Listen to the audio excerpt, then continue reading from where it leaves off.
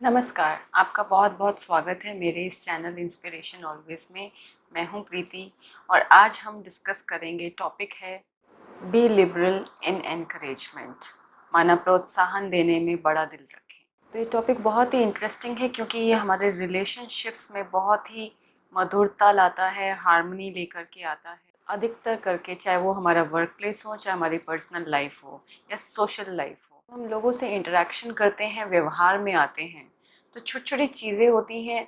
जिसका अगर हम अटेंशन नहीं रखते हैं तो बहुत इस तरह का एक्सपीरियंसेस हमें दे जाते हैं जो बहुत अच्छे अनुभव नहीं कहेंगे या जिसको हम एक्सपीरियंस करके खुश नहीं होते हैं या जहाँ हमें कहीं न कहीं रिग्रेट की फीलिंग आती है। संबंधों में मनमुटाव या हम अपना काम ठीक से नहीं करा पाते हैं जिनसे भी हमें अपने काम कराने होते हैं। तो इस तरह की समस्याएँ हमको आती हैं। ये सब समस्याएँ जो हैं वो दूर हो जाती हैं अगर हम इस एक बात को अपने जीवन में धारण कर लेंगे और वो है कि हम प्रोत्साहन देने में खुला दिल रखें, बड़ा दिल रखें। छोटे-छोटे से एग्ज़ाम्पल्स हैं मैं आपसे शेयर करूँगी और उसको सुनने के बाद आपको भी लगेगा कि कितना इम्पैक्ट ये डालता है अगर हम इसको अपने जीवन में अपनाते हैं। एक छोटा-सा उदाहरण है। एक कंपनी का जो मालिक होता है, उस मालिक को एक बहुत बड़ा ऑर्डर मिलता है जिससे बिज़नेस को बहुत ज़्यादा प्रॉफ़िट होने वाला होता है। पर उसमें एक डेडलाइन होती है। वो उसको जो ऑर्डर मिलता है, उस ऑर्डर में जो भी उसका क्लाइंट है वो उससे डिमांड करता है कि उसको ऑर्डर बहुत कम दिन में पर्टिकुलर एक डेट तक चाहिए। अब ये सोच में पड़ जाता है कि इतना बड़ा ऑर्डर और इस डेट तक कंप्लीट करना है तो हो सकता है एम्प्लॉइज़ को ओवर टाइम करना पड़े और एक्स्ट्रा टाइम दे कर के इस ऑर्डर को कंप्लीट करना पड़े क्योंकि नॉर्मल वर्किंग आवर्स में इस ऑर्डर को कंप्लीट करना उस डेडलाइन तक पॉसिबल नहीं है। लेकिन वह खुद से ही फ़ैसला लेने की बजाय और अपने स्टाफ़ को ऑर्डर देने के बजाय वो अपने स्टाफ़ को इकट्ठा करता है और उनसे कहता है कि मेरे पास एक इस तरह का ऑर्डर आया है, तो आप लोगों की क्या राय है? इसमें हमको बहुत ही बड़ा मुनाफ़ा होने वाला है, कंपनी को प्रॉफ़िट होने वाला है और इस प्रॉफ़िट से कंपनी की तरक्की होगी तो आप लोगों की भी साथ में तरक्की होगी। तो आप लोगों का क्या विचार है कि हमें क्या यह ऑर्डर ले लेना चाहिए? क्या हम इस ऑर्डर को पूरा कर पाएँगे? और अगर हमें इस ऑर्डर को कंप्लीट करना है इस डेडलाइन में, तो उसके लिए हमें एक्स्ट्रा टाइम देना पड़े या पर्सनल असाइनमेंट लेना पड़े या ओवर टाइम करना पड़े, तो आप लोगों की क्या राय है इस बारे में? तो सभी एम्प्लॉइज़ ने खुशी-खुशी से हामी भरी और कहा कि हम ओवर टाइम करेंगे और हम एक्स्ट्रा टाइम दे कर के इस ऑर्डर को पूरा कर देंगे, आप ये ऑर्डर ले लीजिए। अब इसमें क्या हुआ? उसने सब लोगों का दिल जीत लिया और सब लोगों ने खुशी-खुशी से उसमें पार्टिसिपेट किया और खुशी-खुशी से उसमें अपना योगदान दिया। सबको लग रहा था कि ये कॉमन डिसीजन है, ये डिसीजन उन पर थोपा नहीं गया है और इस डिसीजन में उनका भी प्रतिभागिता है। तो उससे उनको ओनरशिप और अकाउंटेबिलिटी की फीलिंग आई और वे खुद रिस्पॉन्सिबल फ़ील कर रहे थे कि उनको यह ऑर्डर कंप्लीट करना है। तो ये छोटी-छोटी सी बातें होती हैं जब हम दूसरे व्यक्ति को रिस्पेक्ट देते हैं और दूसरे व्यक्ति को आदर देते हुए, सम्मान देते हुए जब हम अपनी बात को रखते हैं, तो हमें दूसरों का सहयोग प्राप्त होता है। उसी तरह से एक और भी एग्ज़ाम्पल है, जैसे एक व्यक्ति था, उसको डांस करना नहीं आता था। वह एक डांस टीचर अपॉइंट करता है और जो उसका जो डांस टीचर होता है, वह उसको पहले ही दिन बहुत ही बुरी तरह से क्रिटिसाइज़ करता है कि ये कोई डांस करने का तरीका नहीं है, ये बहुत ही बोगस है, उसने सारे स्टेप्स रॉन्ग किए हैं और इस तरह से तो उसको बहुत मेहनत करनी पड़ेगी, पिछला सब कुछ भूलना पड़ेगा और नए सिरे से पूरा डांस सीखना पड़ेगा। अब यह व्यक्ति इतना हताश हो जाता है कि वह उस टीचर को मना ही कर देता है कि उसे डांस सीखना ही नहीं है और वह अपनी राय बदल देता है। थोड़े दिन के बाद वो दूसरे टीचर को अपॉइंट करता है और जो दूसरा टीचर है उसको जो डांस सिखाने के लिए आता है, वह उसको बोलता है कि उसके स्टेप्स तो सारे राइट हैं लेकिन वो पुराने स्टाइल का डांस करता है और उसको अपने उसमें नवीनता लानी चाहिए और नए स्टेप्स सीखने चाहिए। वो उसकी तारीफ़ करता है कि वह बहुत ही अच्छा डांसर है लेकिन थोड़ा-सा जो फ़र्क है वो ये है कि वो पुराने स्टेप्स और पुराने स्टाइल का डांस करता है और वो नए स्टाइल का डांस सीखेगा तो अच्छा रहेगा। अब इसमें उसने उसको क्या डिफ़रेंस देखा? एनकरेजमेंट। जब उसको एक पॉज़िटिव फ़ीडबैक मिला कि वो डांस तो अच्छा करता है और उसके स्टेप्स भी राइट हैं, लेकिन वो पुराने तरीके के स्टेप्स हैं। तो इसके अंदर अपने अंदर विश्वास पैदा हुआ, अपने अंदर एक अच्छी फीलिंग आई, एक उम्मीद जागी और एक भरोसा हुआ कि उसको डांस सीखना है। हालांकि वह स्वयं भी जानता था कि वह डांस करने में बहुत पुअर है और उसके डांस के स्टेप्स रॉन्ग हैं, उसको बिल्कुल भी डांस करना अच्छे से नहीं आता है। ये सब कमी वह अपने में पहले से ही जानता था, लेकिन टीचर की एनकरेज करने पर उसे अपने ऊपर विश्वास बैठा, उसे अंदर में आत्मविश्वास आया, जिसकी वजह से उसने ये डिसाइड किया कि वह डांस सीखेगा। इसी तरह का एक और एग्जाम्पल है कि दो तीन फ्रेंड्स हैं और उसमें से एक फ्रेंड जो है दूसरे फ्रेंड से कहते हैं कि चलिए हम ब्रिज करके कोई गेम है उसको खेलते हैं। और वह व्यक्ति कहता है कि ये ब्रिज गेम तो मुझे खेलनी नहीं आती है और ये तो मेरे बस की बात नहीं है, इसको मैं नहीं खेल सकता हूँ, तो आप लोग इस गेम को खेलिए, लेकिन मैं ये गेम नहीं खेल पाऊँगा। ये पहला व्यक्ति उसको बोलता है कि आप तो बहुत अच्छे अच्छे आर्टिकल लिख चुके हैं मेमोरी के ऊपर, और ये जो ब्रिज गेम है इसमें कुछ नहीं, सिर्फ मेमोरी का और जजमेंट पावर का इस्तेमाल होता है, और वह बहुत अच्छे से इस गेम को खेल पाएगा क्योंकि ये तो उसके अंदर नेचुरल है। और मेमोरी के ऊपर तो वह स्वयं ही आर्टिकल्स लिखता है, तो ये उसके लिए कोई बहुत मुश्किल चीज़ नहीं होगी और ये बहुत आसानी से वह कर सकता है। उसका विश्वास देखते हुए, उसका फेथ देखते हुए ये व्यक्ति डिसाइड करता है कि वह गेम खेलेगा और उस गेम को बहुत अच्छे से खेल भी लेता है। जस्ट ये एनकरेजिंग वर्ड्स थे, जो एनकरेजिंग वर्ड्स यूज़ करने के बाद उसके अंदर एक आत्मविश्वास पैदा हुआ। इस तरह से हम अपने बहुत ही अच्छे संबंध बना सकते हैं किसी भी दूसरे व्यक्ति के साथ, और वो ऐसे संबंध होते हैं जो आपको बाद में बहुत बड़े बड़े रिवॉर्ड भी देते हैं। एक और एग्जाम्पल है जिसमें बताया है कि एक व्यक्ति होता है,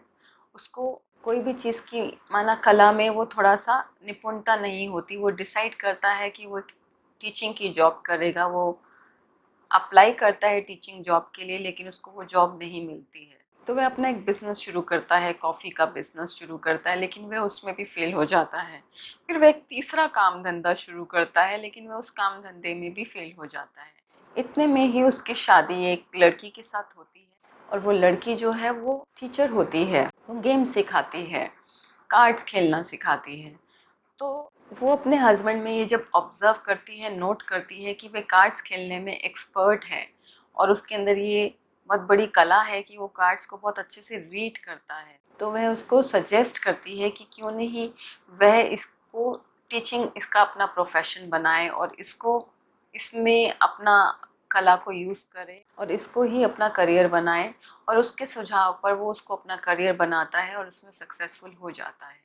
तो कई बार हमारी लाइफ में जो इस तरह के छोटे छोटे एक्सपीरियंसेस होते हैं जो हमें एनकरेजमेंट देते हैं, फिर हम उस व्यक्ति को कभी भूल नहीं पाते और उसके लिए हमें कृतज्ञता भी होती है, उसके लिए हम एक स्पेशल कॉर्नर रखते हैं, उसको हम बहुत ऑनर करते हैं, रिस्पेक्ट देते हैं। इसी तरह का ही अगर हम दूसरों के जीवन में अपना स्थान बनाते हैं, दूसरों के जीवन में हम उन्हें एनकरेज करते हैं, तो हमारे संबंधों में मधुरता आती है और इसका कहीं ना कहीं हमारी लाइफ में हमको कभी ना कभी रिवॉर्ड ज़रूर मिलता है।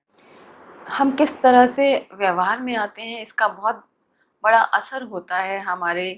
जो भी हम कार्य करते हैं उसकी सफलता पर। जैसे फॉर एग्ज़ाम्पल, एक बार एक आर्मी का चीफ होता है और कोई युद्ध चल रही होती है, और वो जब आर्मी का चीफ जो है उसने जो कमांडर्स रखे हैं, और ये सब जानते हैं कि कमांडर्स के कहने पर ही सोल्जर्स जो हैं वो अपने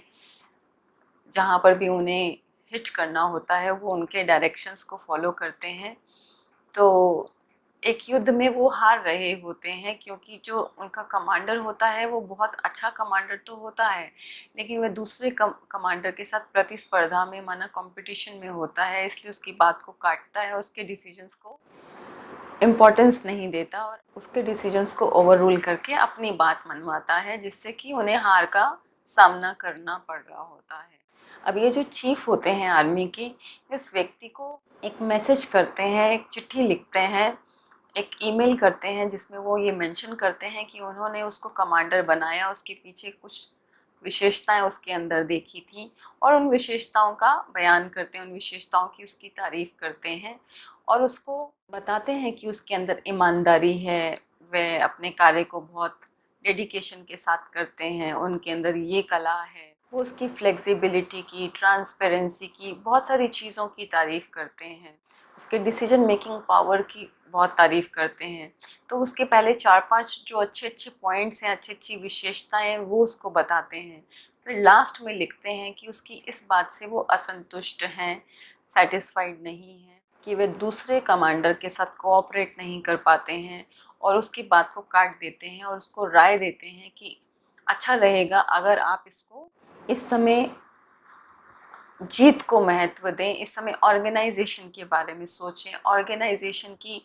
जीत के बारे में सोचें और अपने पर्सनल मैटर्स को साइड पर रखें और कोऑपरेशन के साथ काम करें। इस समय डिक्टेटरशिप का रोल कम और मिल करके काम करने का रोल ज़्यादा है, जिससे कि उनको जीत हासिल हो सकती है। अब इन्होंने यहाँ पर बात कही, लेकिन बड़े ही युक्ति से कही। तो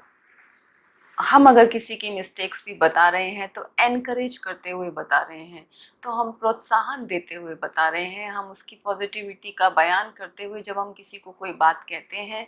तो वह उसको सुनता है और डिफेंसिव नहीं होता है। तो हमें बहुत ही युक्ति के साथ इस तरह से व्यवहार में आना होता है। बहुत बार हम अपनी लाइफ में बिना किसी कारण की ही मुसीबत मोल ले लेते हैं, आर्ग्यूमेंट्स में पड़ जाते हैं या कॉन्फ्लिक्ट्स में पड़ जाते हैं या अपनी बात को सही तरीके से रख नहीं पाते हैं। हम सही और गलत में इतना ज़्यादा चले जाते हैं कि हम ये भूल जाते हैं कि सामने वाले व्यक्ति के अंदर संवेदनाएं हैं, उसको हर्ट हो सकता है। अगर हम उसकी संवेदनाओं को ध्यान में रखते हुए रहम भावना के साथ, दया की भावना के साथ, सम्मान के साथ अगर हम उससे व्यवहार में आते हैं तो हम उससे वो काम करा पाते हैं जो हम उनसे कराना चाहते हैं। अगर आप उसको सीधे कहेंगे तो वह व्यक्ति भी आपका ऑपोजिशन करेगा, एंटागोनिस्ट हो जाएगा और इससे हमें ही समस्याओं का सामना करना पड़ सकता है, हमारे कार्य में भी सफलता पर इसका असर आ जाता है। तो हम जितना हो सके अगर अपने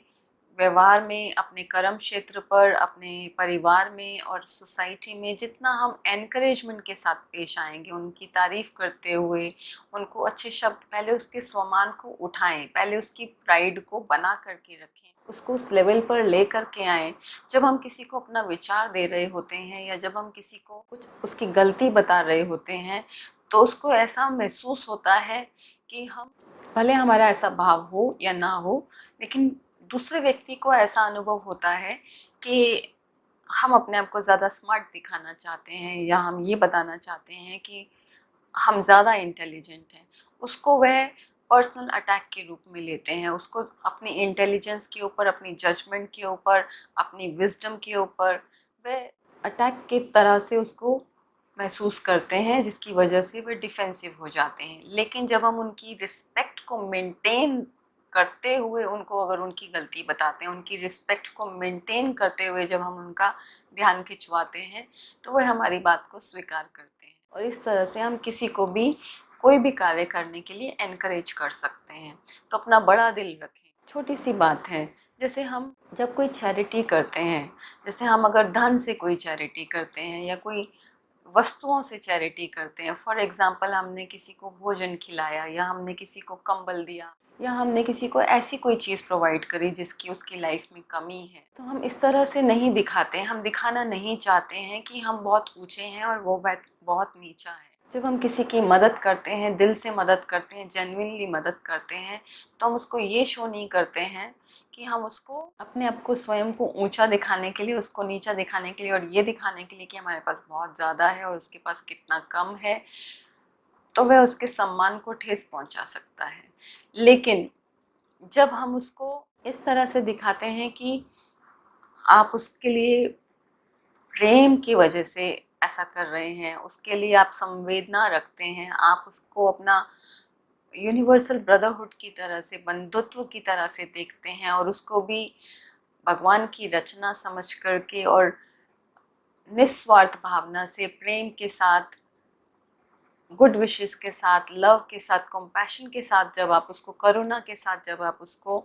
ऐसा कुछ शेयर करते हैं तो वह उस चीज़ को स्वीकार करता है। बहुत बार आप देखेंगे कि आप किसी की मदद करने के लिए उसे ऑफ़र करते हैं या उसको कोई चीज़ ऑफ़र करते हैं, लेकिन वह व्यक्ति के सम्मान को ठेस पहुंचाता है तो वह व्यक्ति उस चीज़ को स्वीकार नहीं करता है। तो जब हम जेन्युइनली किसी की हेल्प करना चाहते हैं तो हम उसको उस तरह से वो चीज़ नहीं देते हैं कि जिससे कि ये सिद्ध होता हो कि हम उससे बहुत ऊपर हैं या हमारे पास उस चीज़ की सरप्लस है और उसके पास कितनी कमी है। हम उसको युक्ति से देते हैं और उसको इस भावना से देते हैं कि हम उसको बहुत प्यार करते हैं, हमारा उसके साथ स्नेह है और उसकी खुशी में हमारी खुशी है। इस तरह से जब हम उसको देते हैं तो वह भी उस चीज़ को, उस हेल्प को स्वीकार करता है। जैसे ये स्थूल वस्तुओं में होता है, ऐसे ही सूक्ष्म चीज़ों में भी जो हम किसी को राय देते हैं या जो हम किसी को सुधारने के लिए कोई पॉइंट बताते हैं या हम उनकी गलती को ठीक करना चाहते हैं, तो अगर हम उसको उस रिस्पेक्ट देते हुए कि ऐसा नहीं है कि हम उससे कोई ऊपर है या ज़्यादा है या बेटर जानते हैं, लेकिन हम उसकी मदद करना चाहते हैं, हमारा एकदम शुद्ध भाव है और उसकी तारीफ़ करते हुए उसको स्नेह के साथ जब हम कोई पॉइंट देते हैं तो वह उसको स्वीकार करता है। तो हम अपने जीवन में जितना ज़्यादा से ज़्यादा इसका प्रयोग करेंगे और खुल के दूसरों को एनकरेजमेंट करेंगे, ये सबसे बड़ी चैरिटी है, ये बहुत बड़ी चैरिटी है और इससे हमारे जीवन में हम स्वयं भी खुशी का अनुभव करते हैं, हमें खुद को भी अच्छा लगता है, हमारे अंदर भी खुशी का संचार होता है और हमारे अंदर अच्छे हार्मोन्स निकलते हैं, हैप्पी हार्मोन्स निकलते हैं जो हमारे मन को और तन को स्वस्थ रखते हैं और हमारे जन के साथ संबंधों को भी स्वस्थ रखते हैं। तो आज के लिए इतना ही। आपका बहुत बहुत धन्यवाद, स्पेशली उन लोगों का जिन्होंने इस चैनल को सब्सक्राइब किया है, उन लोगों का भी जिन लोगों ने अभी तक सब्सक्राइब नहीं भी किया है। अगर वे चाहें तो इस चैनल को सब्सक्राइब कर सकते हैं। रेड कलर से जो नीचे वीडियो के नीचे जो सब्सक्राइब लिखा है, आप उसको टच करके इस चैनल को सब्सक्राइब कर सकते हैं और आप चाहें तो इस वीडियो को लाइक भी कर सकते हैं। थम्स अप वाले बटन को टच करके आप उसको लाइक कर सकते हैं। आपका बहुत बहुत थैंक्स, आपका बहुत बहुत शुक्रिया। खुश रहें, स्वस्थ रहें। धन्यवाद।